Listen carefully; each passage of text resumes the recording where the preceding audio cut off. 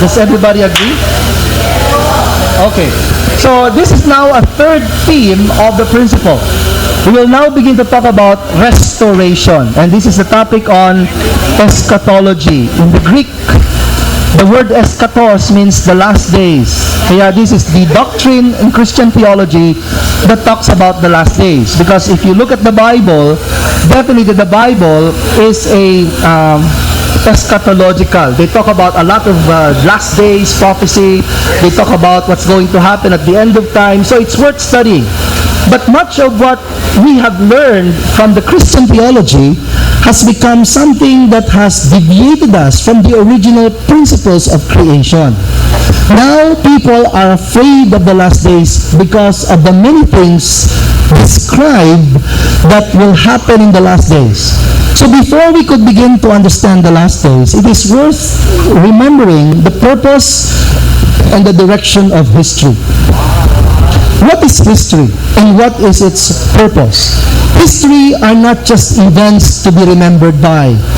According to principle, they are the foundations of the present, and therefore it is a lot of information for us to be able to guide our future. If Adam and Eve fulfilled their responsibility during the growing period, which means they did not eat the fruit or they controlled their sexual desire, Adam and Eve in the growing period would have reached the top level of the completion stage. And then they would have become perfected as husband and Adam as man and woman, and they would be blessed as husband and wife, and they would produce the family. That family would have become the foundation of the society, the nation, and the world. And if we're going to look at the history, if that is fulfilled, we can describe history in one word. It will be history of goodness. The three great blessings will be fulfilled. So therefore, the original purpose of history is based on the purpose of creation. The purpose of history is to realize the three great blessings. However, it did not begin like that. When Adam and Eve was given the commandment that they should fulfill, they could have realized this, but instead, they did not fulfill, they disobeyed. And how did they disobey? They become husband and wife, not centered on God, but the temptation of Lucifer made them husband and wife. And that means the original Adam and Eve was not centered on God, but Satan. It is not God who left. It is not Satan who pulled God away. It was Adam and Eve who installed Satan as the center of their marriage and therefore of their love and their family. So we saw a different kind of four position, one that is centered on Satan. That is what we call the fall. And that is why we did not realize, instead we see that the beginning of history is this sign.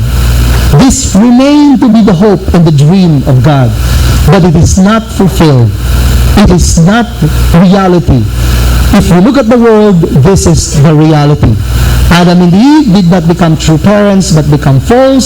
Satan became the center. Adam and Eve produced children, not of God's lineage, but of Lucifer's lineage. We call original sin. And creating the first fallen family and expanding that. That's why history, as it expands, we can see it's a history of conflict, it's a history of struggle, and history of war. We are living in a fallen world, very well can be described, not heaven, but hell on the earth. So this is the real beginning of history. It did not start in the right footing. It's important, yung tinatawag nating first step, the journey of 1,000 miles always begin with a single step. But the first step, the first man, the first woman, the first marriage, the first family ended up according not to God's plan, but to Satan's desire and plan. So the beginning, the real beginning of history is this. So people who wants to really understand history should recognize that there is this, but this is a plan that was not realized. The real beginning of history is that everything came under Satan. And that's why it's important to understand the significance of salvation, which everybody already understood. If a person drops into water that is deep and he does not know how to swim, he will die. So this person who's in the water needs saving. How do you save a person who is dying?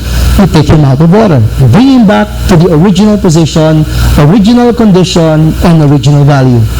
That's why the more appropriate word for principle we use is restoration instead of salvation. God has been working to save man, and God said this in Isaiah, "What I have said, that I will bring about. What I have planned, that I will do." God is not going to think about it or decide later. God has expressed that long time ago, that He is not going to change His plan, even if man fell. I will do, He said. So God is not going to fail us in as far as His responsibility is concerned. So if the original purpose is the ideal of creation based upon the three great blessings, but in reality the beginning of history was a state of the fall. We all fell out of God's grace. We can say that if history is advancing, it is following a direction. It is following a purpose. And the purpose and the direction of history is the same as the purpose and the direction of His plan in the creation. To realize the three great blessings. That's why restoration is not about just feeling good and believing in God. It is about restoring the original three great blessings on the earth. No less than that. It is not building churches, it's not making religions, but it's creating a world of three great blessings. If we have not been able to accomplish that yet, we are not yet restored, and therefore we are not yet saved. To save is to restore. Salvation is restoration, or it can also be recreation. That is why now when we look at history, history has a purpose. History has a goal. It is not just stories of men and women, of places, of things, of war, but history has a direction. And it's God who's pushing it towards its fulfillment. As God is pushing history, He would always choose individuals to accomplish tasks. If this individual fulfill, history will go forward. If God chooses an individual and he does not fulfill his responsibility, what happens to history? History cannot advance. That's why God could choose another person who would do the same thing. That is why we can see repetitions of history. Because the original mission of the three blessings that were not fulfilled has to be fulfilled by another person after somebody failed. This is what we call also parallels, or the dispensational time identity. Here, before the coming of the Messiah, Jesus, in the Old Testament, Isaiah said, "There will be a time of peace. They will beat their swords into plowshares. Nation shall not lift up sword against nation." He was talking about a world where there will be no more war. They shall learn war anymore. This was before the coming of Jesus. The world was anticipating for a time of peace, a time where we will no longer need to fight each other. And even in the New Testament, even after Jesus Christ appeared on the earth, in the book of Revelation, it says that there is the dwelling of God with men. Behold, the dwelling of God is with men. So this is the hope of all humanity. A world where God is there, a world that we can describe as ideal, a peaceful world. So history is not about politics, economics, science, and technology. History is mainly restoration. And one of the signs of that is the phenomena that Arnold Toynbee discovered. Toynbee discovered the phenomena of unification of world cultures. He studied history and he found that all great civilizations are based upon different faith traditions. The reason why groups of people can live together and live a similar way of life is because of their common belief. But then the more universal religions appear and started to absorb the smaller religion.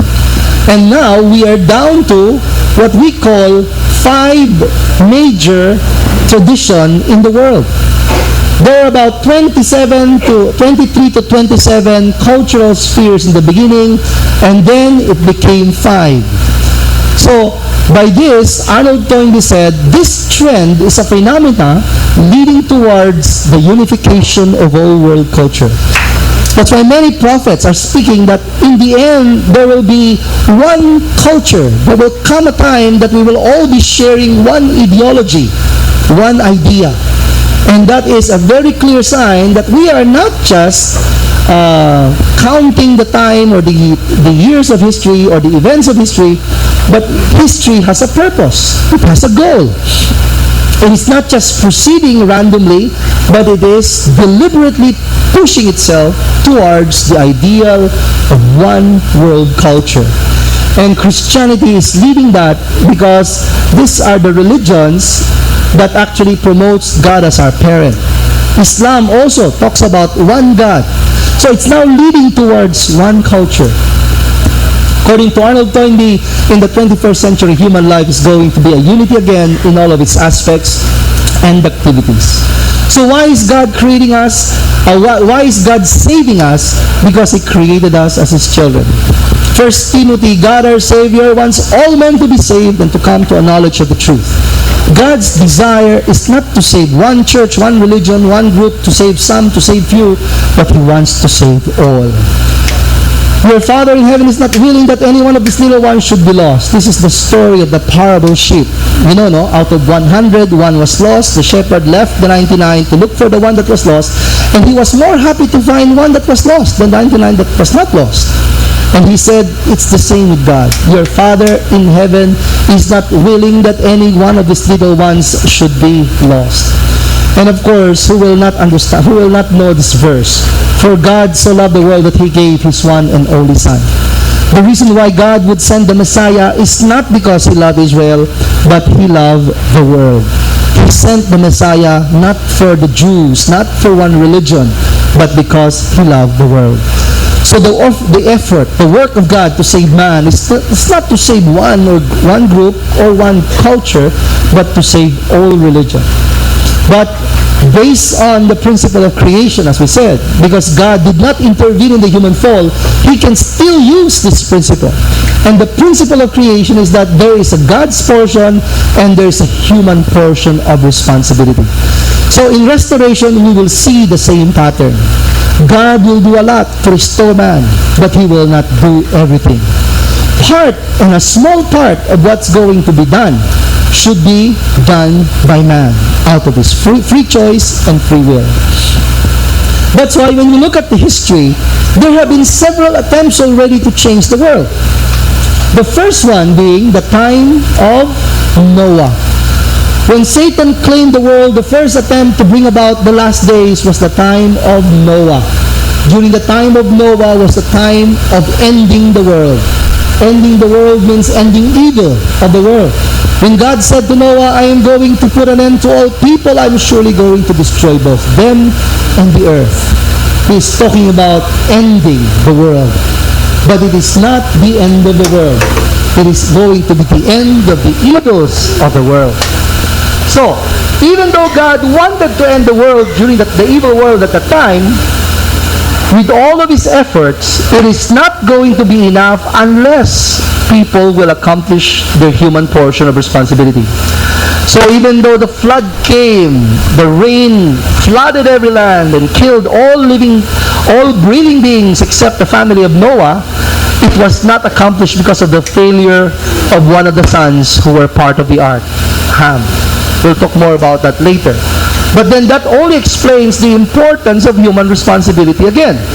And God works according to that principle. Even if God can accomplish 95%, it's not going to be fulfilled. So, He has to work with people who will accomplish their responsibility. When that first attempt did not succeed, there was a second attempt. And the second attempt was the time of the Messiah. Jesus appeared on the earth 2,000 years ago.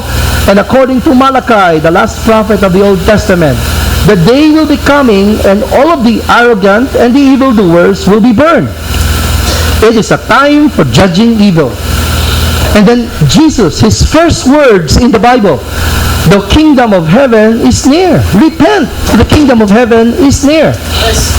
So even though Jesus Christ appeared, even though God had prepared everything for the world to become liberated from evil, unless man would accomplish the responsibility, it is not going to happen. And we learn the story that when Jesus Christ finally appeared on the earth after a long period of preparation, after a lot of people wanting to receive him, he came, but he was not understood. He came, but he was refused and rejected. Finally, they killed him, and he was unable to finish his task. That's why we talk about the third attempt. And that's why Jesus promised his second coming. The second coming of the Messiah will be the third attempt.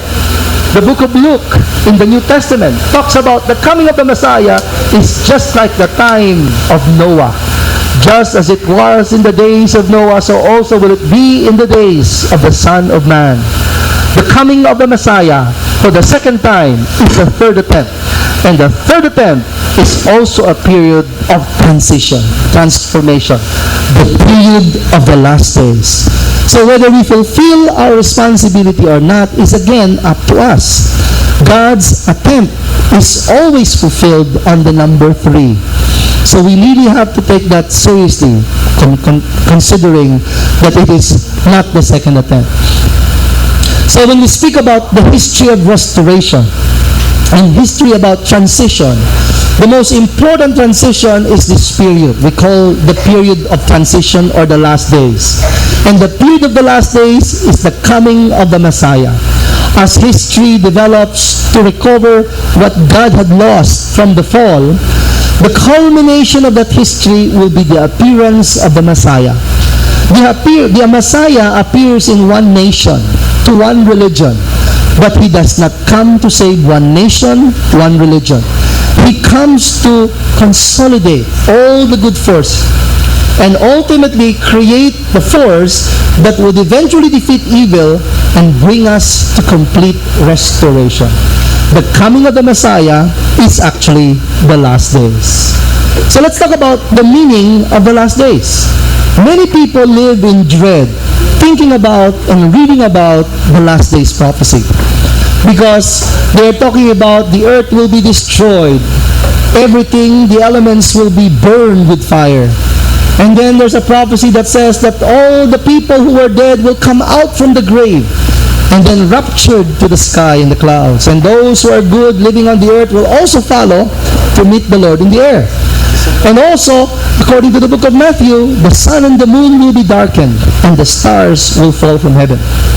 People have created very frightening and dreadful scenarios because they did not understand the principle of creation.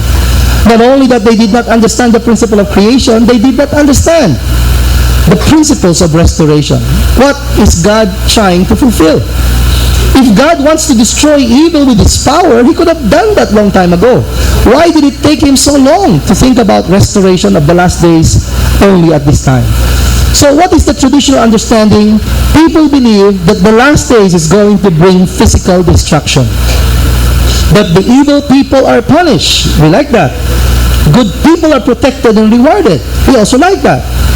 But then, people don't understand the original principle or the original purpose of creation. Is it really going to be a physical destruction?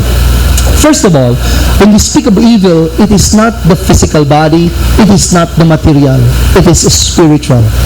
So no amount of destruction on this earth can actually change the evil. Evil cannot be changed through a physical destruction because physical change cannot end evil. Let's look at the first prophecy. The elements will be destroyed and the earth and everything in it will be laid bare. We are looking forward to a new heaven and a new earth, the home of righteousness. People who don't have the knowledge of God's purpose of creation, when they see it, they see a very angry God because the world is so evil. That's why they could justify, that's why God is going to punish this world. So we started to believe that God is going to destroy the earth, literally. But then, when we look at the Bible, it talks about a brand new one that's going to be created. No? Sisirain niya yung mundo, gagawa siya ng bago. But if God can do that, how come God did not do that from the beginning?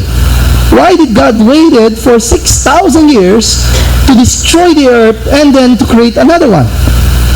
By creating another earth, will that guarantee that there will be no more sin? Not also. Because if God created another earth, created another Adam and Eve, it will still be the same principle. Human responsibility. What if Adam and Eve committed sin again? So God will wait for another 6,000 years and destroy it again so that they can create a brand new one. No? It does not make sense. If God is going to destroy the earth, He could have destroyed it. And also, the Bible talks about an earth that is destroyable. But contradictory, the Bible also talks about an earth that cannot be destroyed.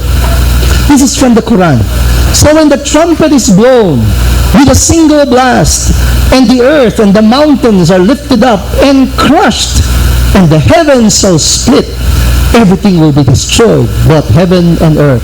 The Quran also speaks about a time of destruction. But there are also verses which says that the earth is non-destroyable. Like in the book of Ecclesiastes, generations come and generations go, but the earth remains how long? Forever.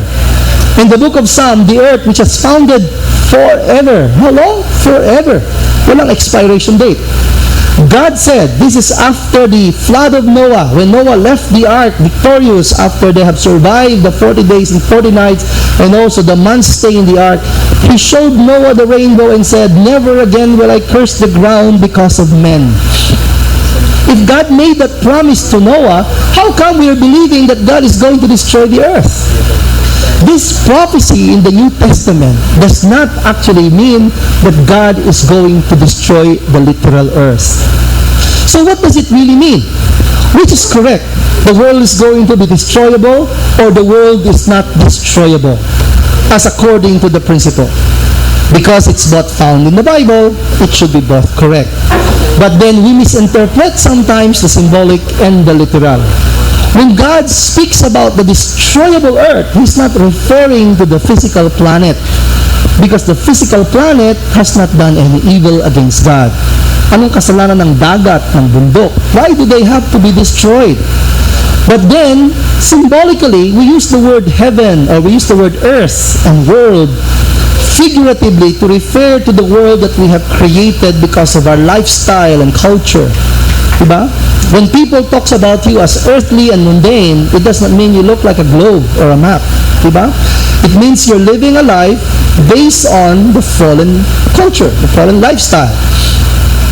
So when the Bible talks about a destroyable earth, He was talking about the destruction of the earth created by our evil lifestyle, cultures, etc., etc. But when the Bible talks about the earth is not going to be destroyed, it's talking about the mountains and the trees and the animals and the oceans. It will not be destroyed. Kaya according to the principle, there will be no destruction of heaven and earth. What will be destroyed is the evil. That is more important. If God destroys the earth, will that destroy evil? No.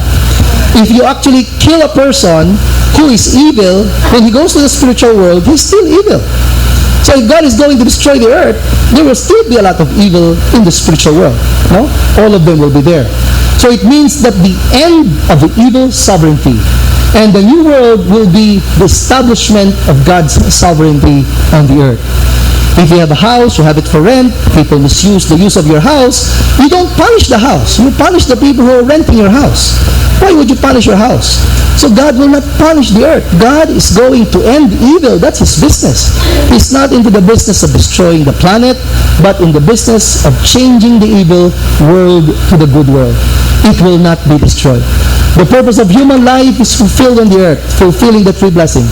All of God's creation is good, including Lucifer was good in the beginning.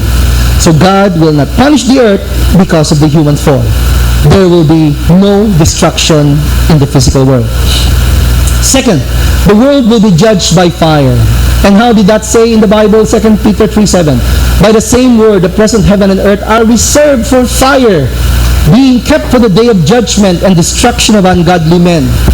Fire, another frightening philosophy. Prophecy. And many churches would even threaten their followers. No, if you don't attend this church, if you don't give your donation, if you don't pay your tithes, you will be burned. Sasabihin nila ngayon, no? So that is a very, very unfair, message for many churches. But what does it really mean? Will God eliminate evil by burning the earth? According to scientists, to burn the earth will take a lot of fuel and oxygen because 75% of the earth is water, liquid. This is from the Quran. As to those who are rebellious and wicked, their abode would be the fire. O ye who believe, save yourselves and your families from a fire whose fuel is men and stones. The Quran also speaks about a judgment of fire. Have you ever been burned? Very painful, no? Can you imagine if the whole world is burning? Kaya nga, it's very dreadful, it's very frightening. The world will be consumed with fire. But if the world is 70% water or 75% water, how do you burn a planet like that? No, it's like burning a wet sponge.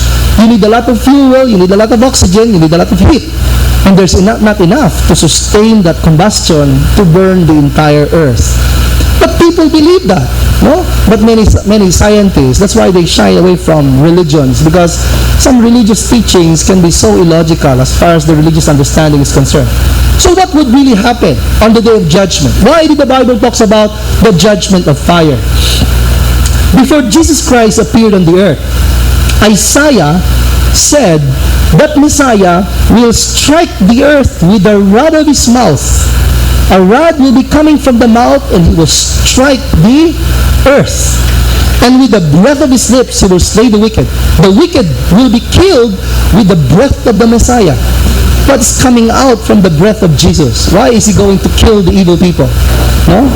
So this is something very interesting. And also, before Jesus Christ appeared, according to Malachi, there will be burning of all the arrogant and the evildoers. Even St. Luke said, Jesus actually said, and St. Luke wrote, that, sabi niya, I came to cast fire upon the earth, and how I wish it were already kindled. Jesus was said to have come to set fire. But Jesus did not set any fire, did not burn any people or burn any people's houses because they were evil. But then he meant something, like for example, the prophecy of Isaiah, something coming out from the lips of the Messiah. When Jesus came, there was no rod coming from his mouth, or he was not breathing on evil people to kill them. In John 12:48, all who reject me and my message will be judged. We're talking about judgment by fire, no? What will be the judgment when the Messiah comes? By the truth that I have spoken in the last days. It's very clear. The last days judgment is the judgment of the truth, spoken by the Messiah. In the last days, it talks about the fire judgment, but it is not literal. He will bring to light what is hidden in the darkness and expose the motive of men's heart. So what is fire? According to the principle, the fire is not literal in the day of judgment. Jeremiah said, "Is not my word like fire, declares the Lord. The word of God is like fire. I have come to bring fire on the earth, and how I wish it were already kindled." James also said, "The tongue is also a fire." The tongue is not a literal fire, but it is like a fire. What does it mean? Words have the same power as fire. Fire in the last days is the judgment of God's words, the truth of God's words. Truth brings judgment and purification, as fire also. It either rewards or punishes us according to the level of our consciousness. So this is what we should be afraid about. We should be more afraid of this than the literal fire. You know, when you are burned, you will feel the pain. But after you have pain so much and die, you will not feel any more pain. But this is more frightening because it will haunt you even into the spiritual world. The judgment of God's words will be continuing until we are in the spiritual world. When my eldest sister died, she was cremated, and she was burned to ashes. And we know that that's a normal process. Therefore, kahit na sunugin ng tao, parang hindi na siya nasasaktan, kasi patay na eh. Pero the Word of God can cause us more pain, and even if we're alive, or even if we are physically dead, we can still feel that. The creation of God is through the Word. In the book of John, in the beginning was the Word, and the Word was God. Through the Word, all things were made. God created everything through the Word. It is the Word that was violated because of the fall. And that is why in recreation, it is to recreate the world through the Word. Kaya we need to restore our faith through the Word of God. That's why in the last days, there will be a fire. What kind of fire? God's words. The Messiah will bring the new expression of truth in the last days. Okay? So it's not going to be a time of burning. It's not going to be a time of literal fire. Therefore, hell is not a place of a lake of fire, literally. But it's a place of constant torment and judgment for those who did not follow the Word of God when they were still alive. Now let's go to the third prophecy. The Lord Himself will come down from heaven. We will be caught up in the clouds to meet the Lord in the air. This is a supernatural event where people will be caught up into the clouds, beginning with the recomposition of people who were dead. Parang zombies. No, they will come out from the grave, they will recompose, and then they will go up to the clouds. But if you're an evil person, you will resurrect only to receive judgment. If you're a good person on the earth, you will follow those who are recomposed and then meet the Lord in the air. People believe this literally. And that's why in Europe, some churches have big openings in their ceiling so that when the time comes that Christ will appear, they would not be blocked by the ceiling of the church. Literally speaking.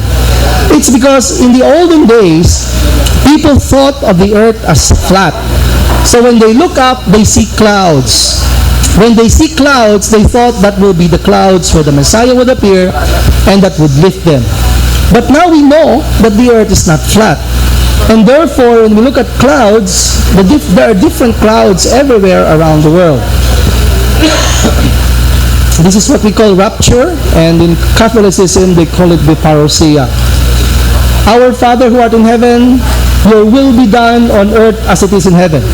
Just as the earth has been used symbolically to refer to the evil world, we also refer to heaven as of greater value as compared to earth. Sometimes when we want to demonstrate how different things are in value, we would say, parang ang pagitan ay langit at lupa. Right? And how about this? Colossians chapter 3. Set your minds on things above, not on whatever belongs to your earthly nature, sexual immorality, evil desires, and greed. What does that mean, to set your mind on things above? Does that mean the clouds? No, it does not mean the altitude. But it means on heavenly things. When we speak about heaven, and also in literature, heaven is always described as something high, but without referring to altitude. Now, there are many words we describe as very high, but we're not referring to altitude. Like, for example, you talk about ambition. You have a very high ambition. What does it mean? Does it mean you want to become an astronaut or a pilot? You want to work in a building or a tall mountain? No. You want to have a great value in your ambition. So as heaven has great value, earth has very small value. So when we speak about going up to the clouds of heaven, what does it really mean? It is not the physical elevation defying the law of gravity, but it is people on the earth, when the Messiah comes, they will be elevated because they will be the people who could recognize the Messiah.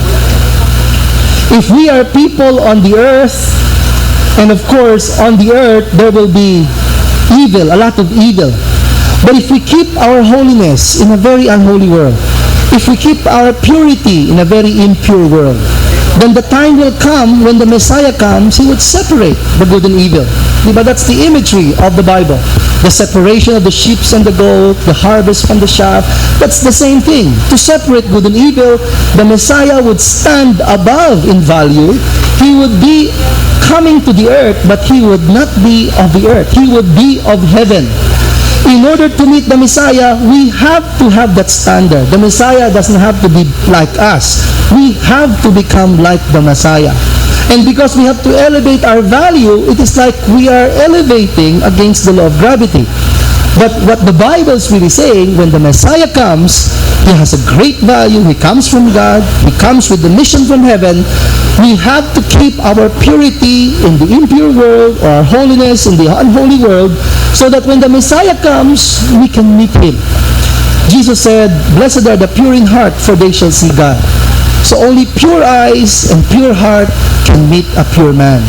That's why they need a lot of purification to be able to meet the Messiah. That's what's going to happen. It is not the physical elevation from the surface of the earth, and therefore violating a very important principle, the principle of gravity. Okay, let's go to the fourth one. This one is from Matthew. After the distress of those days, the sun will be darkened and the moon will not give its light. The stars will fall from the sky and the heavenly bodies will be shaken. And again, when you read something like that, again, you feel like powerless. No? You just have to deal with it when it happens. The sun and the moon will be darkened. And then the stars will come crashing down to the earth from heaven. And if you imagine that, it's really very frightening. But if you closely examine, based on 20th century thinking, this is not really very scientific. First of all, the sun is a small star, and according to scientists, it packs like 10 billion years of life. It has already consumed like 4.5 billion years of its life. So how good is our sun still, according to the principles of energy and mass?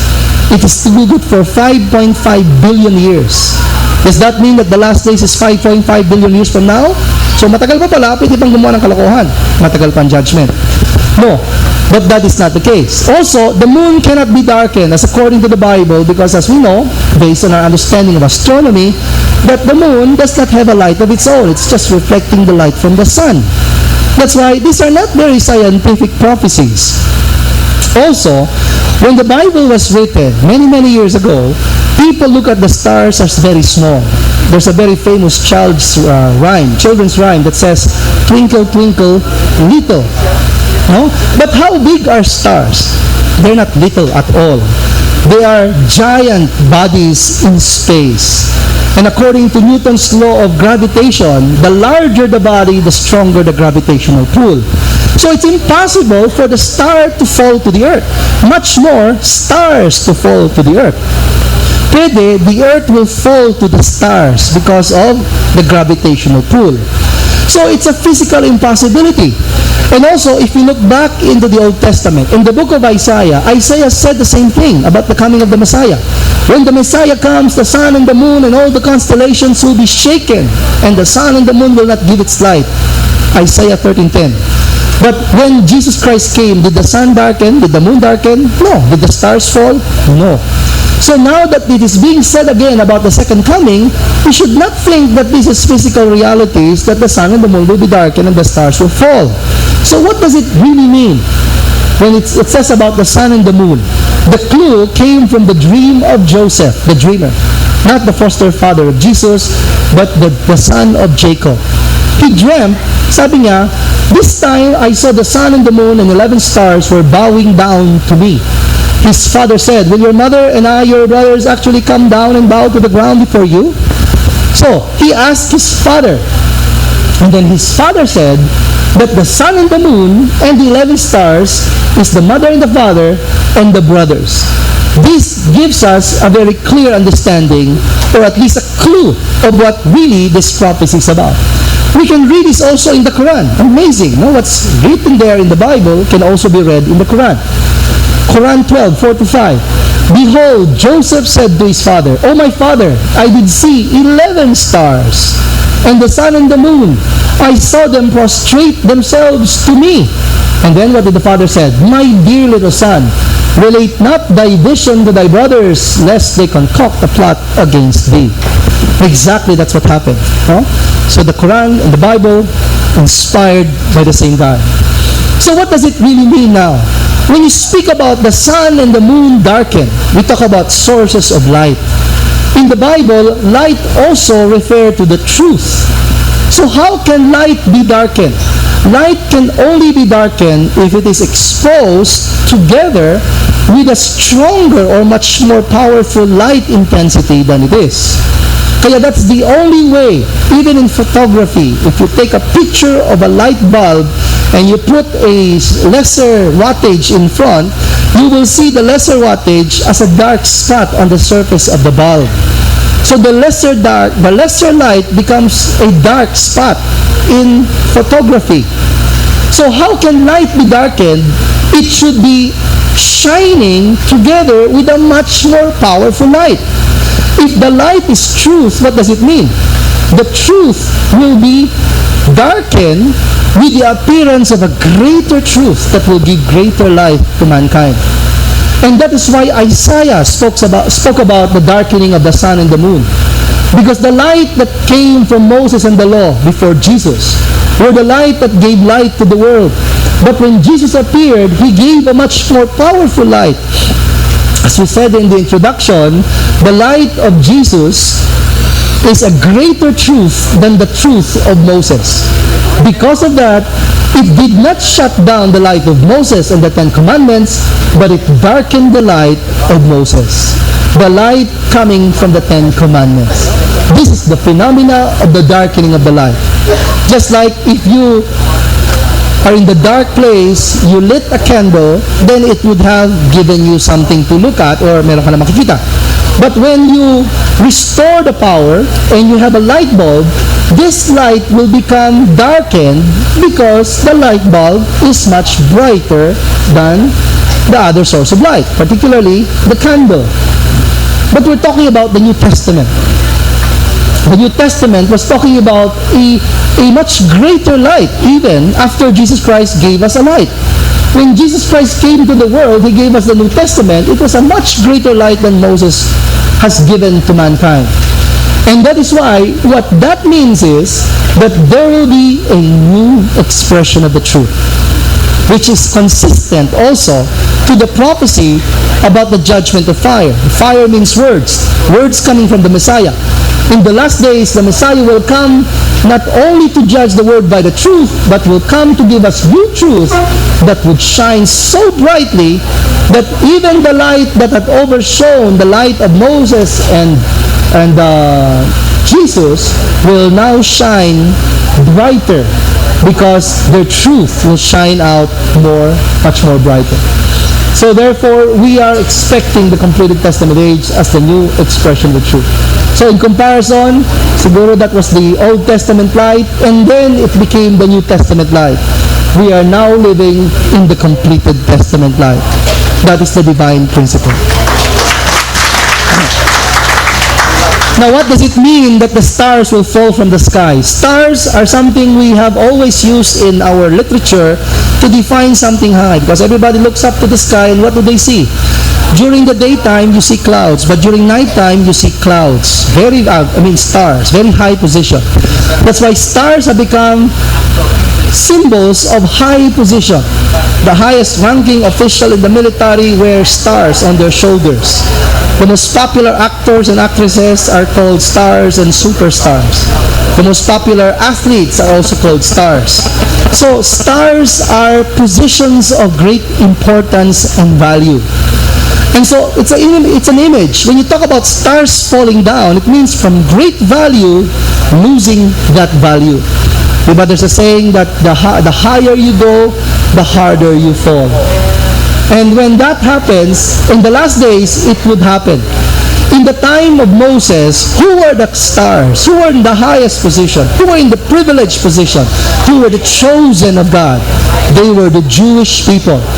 But when the Jewish people were enjoying that, and Jesus Christ came and they did not accept but rejected Jesus, they lost all of those privileges and position. They fell down like stars from heaven. Lucifer was also called a day star. How you are fallen from heaven, O day star Lucifer.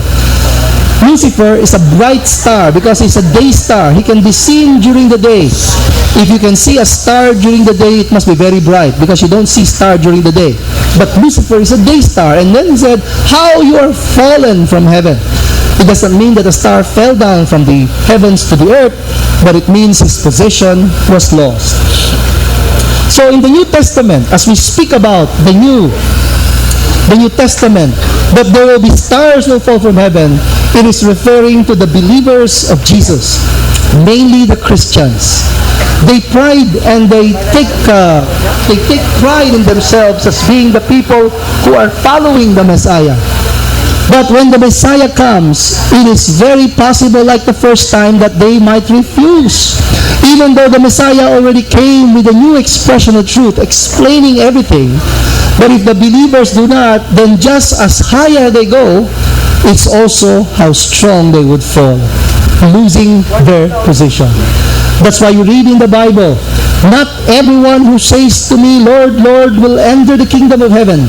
Many will say to me on that day, did we not in your name drive out demons and perform many miracles? Then what would Jesus say to them? Then I will tell them plainly, I never knew you. Dadagdago doon, depart from me, you evildoers. In the book of Luke, when Jesus Christ came, He came to His own home, yet the people received Him not. He was rejected by the very people who were waiting for Him. That's why in the New Testament we read that it is not a guarantee that if you're a Christian, you will receive the Messiah when He comes for the second time. That's why Luke said, when the Son of Man comes, will He find faith on earth? That indicates that not all who claim themselves to be following the light can actually become stars that can shine also, but they might fall. So let's conclude what is the meaning of the last days. The last days is not a time of destruction, but it is the end of Satan's dominion, the beginning of God's dominion. That is supposed to be very inspiring. That is supposed to be so uplifting. Baliktad, no? Many Christians read the Bible feeling afraid about the last days. But the real attitude should be, we should be happy to welcome the last days, because it is the end of Satan and the beginning of God's dominion. Not only that, the end of evil. How nice is that? The beginning of good history. How wonderful. We were beginning a new history of goodness. But goodness will prevail. It will be a time of change, but it will also be a time of hope. So that's why the meaning of the last days is change or transformation. From evil to good, from Satan's to God. We have to be more aware, and we should be more inspired. History began above, or with a position above goodness. But as history developed, evil does not have any ideal. It is bound to decline, and it has continued throughout history. God has worked through religion. That's why the history of goodness started from the bottom, through religious people. Religious people have been misunderstood, persecuted, tortured to death. However, Satan works through kings and dynasties of history. But as you look, there's going to be a decline as God's history is going on the rise. When these two histories intersect, that would be the most turbulent time in the history of man. It will be a turning point where evil will continue to go down to meet its end, and goodness will prevail. And therefore, the conclusion will be goodness will become victorious in the end. So the last days is the time of the Messiah. The Messiah's coming will be the end or the turning point. That's why the most important turning points of history is the coming of the Messiah. We're living in that time of history. Are we living at the time of consummation of history? The ideal world is based on the three great blessings, as we said. Be fruitful and multiply and have dominion. Until people become ideal persons, and then we realize families and then nations in the world, and also man's dominion over the creation. This is what God is really trying to do. So therefore, when we speak about restoration, no less than accomplishing the three great blessings. So when we talk about the providence, it started out from Adam and Eve. It did not fulfill itself because Adam and Eve fell. And now it's trying to restore what was lost. The three great blessings. Therefore, in the process of changing the world, we should see these preparations. Preparations to restore the three great blessings. That's why we said the beginning of one is the end of another. Or rather, the end of one is the beginning of another. The four phenomena of the last days is to actually explain how God is destroying and stopping evil of the world. But we should also be aware of some other work that God is doing. It is the preparation for the three great blessings. When Jesus was talking about his return, he gave them many signs. There will be wars and rumors of wars. There will be calamities that will be unprecedented. And then when the disciples asked him when, he gave this story. Now learn this lesson from the fig tree. As soon as its twigs get tender and its leaves come out, you know that summer is near. Summer is not just going to happen instantly. There will be signs of the coming summer. Even so, he said, when you see all these things, meaning there are signs, you will know it is near at the very door. So there must be signs to observe in order to understand when the last days will be. So the end of one, what is the end? The end of evil is the beginning of another. What's the another? Goodness, good history. So we should be able to see the first days of good history. And what is the first days of good history? The first days of good history is the phenomena to restore the three great blessings. And if we closely observe our world, and if we could see that, we can actually predict when the last days will be. What is the first blessing? The first blessing is to realize the ideal person. Before we can realize that, we need to restore our spiritual abilities, our original minds to be free, original value, and original love. So the question is, do we see signs that we are approaching that ideal? That man is approaching the standard of becoming what God wants him to be. If we look at our world, if we look at our present time, we can see there is no other time in the history of man that man has realized his own value, that he has asserted more freedom and more clamor for human rights more than any time in history. This is the time in history. So man is beginning to understand his original value, his original self. That means we are now in the groundworks of realizing the goal of the first blessing. Very clear. Not only that, we are also living in a time of great spiritual phenomena, because we're trying now to recover what we have lost when we fell. We lost our original spiritual value. And groups talking about human rights, and also yung the end of apartheid in South Africa, where they're now talking about that there's no difference between the black and the white, and also the interest in the spiritual phenomena. All these are happening. So if all these are seen and happening in our world, it can only indicate that it's moving towards an ideal, the ideal of fulfilling the first blessing. Even the Bible warned us about the many spiritual phenomena on the last days. According to Acts 2:17, in the last days I will pour out my spirit on all people.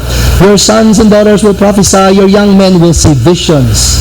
It is expected in the last days. Many spiritual phenomena. Let's look at the second blessing.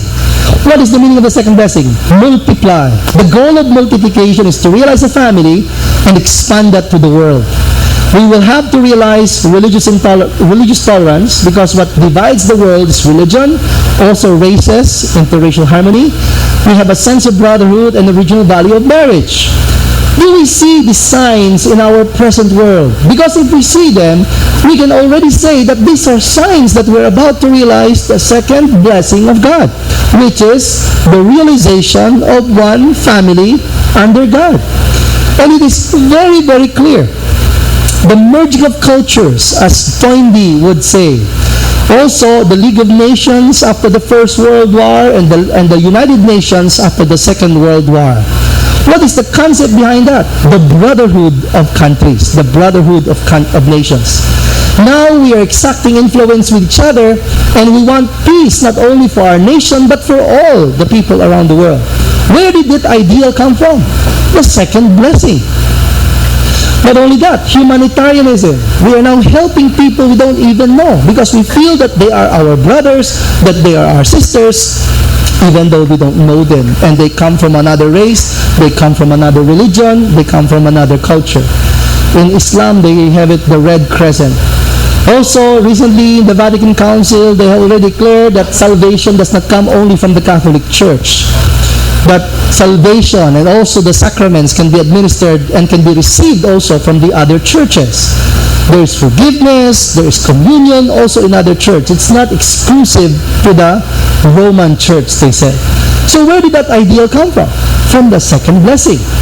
And especially promoted by our movement, the international marriage.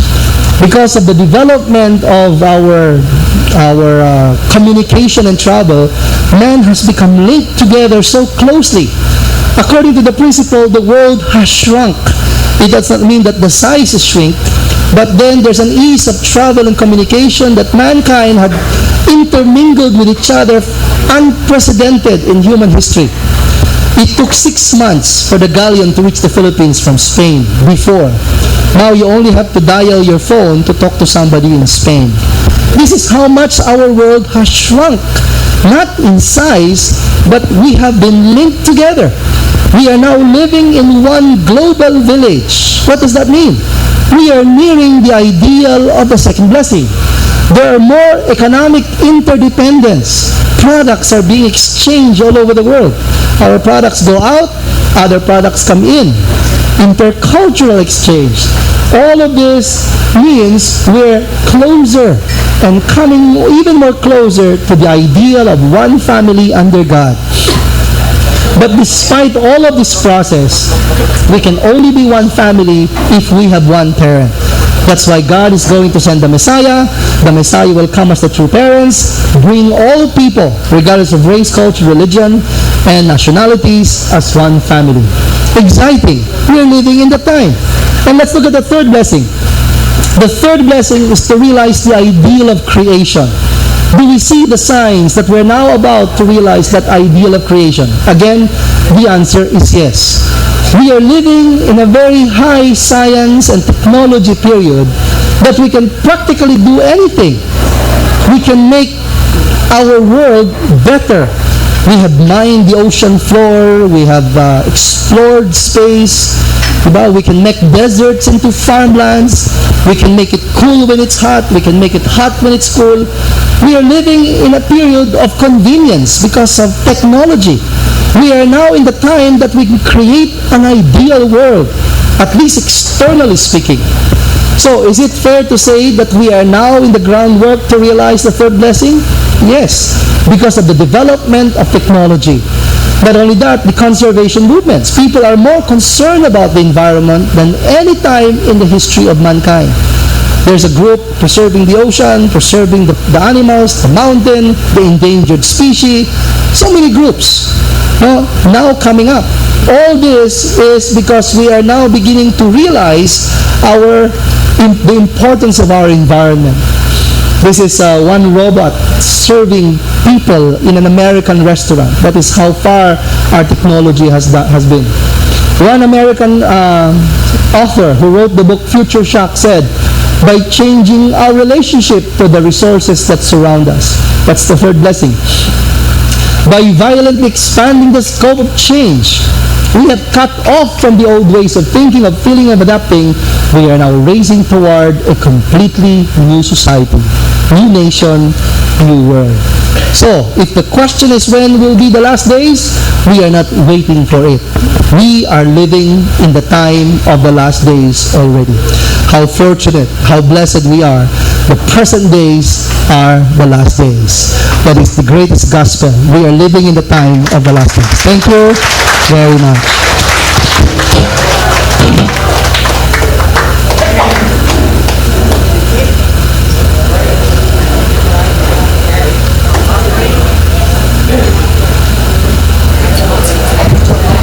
We shall have a 15-minute break.